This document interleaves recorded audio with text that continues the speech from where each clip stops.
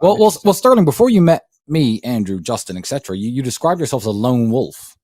So, and I can't answer this question. I really can't, because I don't know what it's like to be a lone wolf. My life has always been at least a team effort. So you literally were.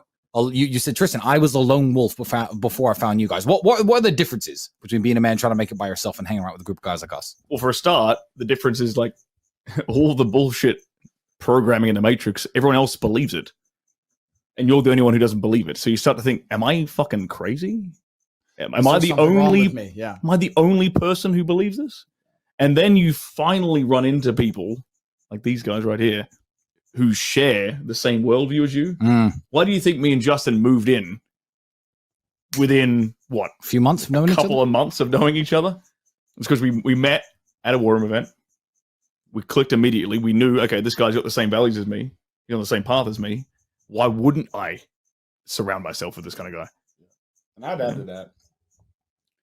So either they believe it, or I used to find myself getting very angry because I believed that they thought the same thing that I think, but they were too much of a coward or took too less of an action to do anything about it.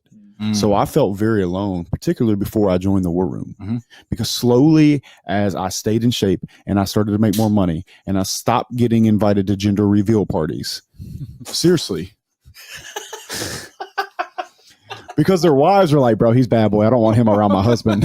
You know what I'm saying? I was holding my breath angry, like, fuck this. I'm not giving in, because I know there was something in here. I knew there was somebody out there that was like me. I told you this, Andrew. First, I saw Andrew on Richard Cooper. And then I watched about, I don't know, 2 hours worth of videos. And I punched a dent. I still have this dent in my Ford F-150, laughing because he was saying shit that I've been telling people and watching them walk away from me, not even because they couldn't believe it, because they knew they couldn't do it. Yeah. And so I just held my breath until I find, and that's what I think is so important, is I always say fuck time and fuck blood.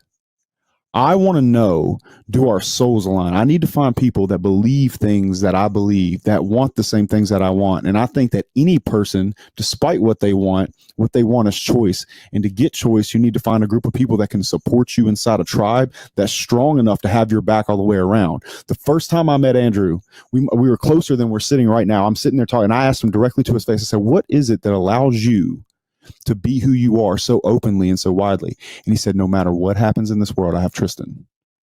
And since then, we've all had each other. And so I've never looked back, because it was me against the world, I felt like, and I was just holding my breath waiting. And here it is. So if you have any values, more than likely you have values with us watching this show. And that is the number one reason you should make the investment to join the War Room.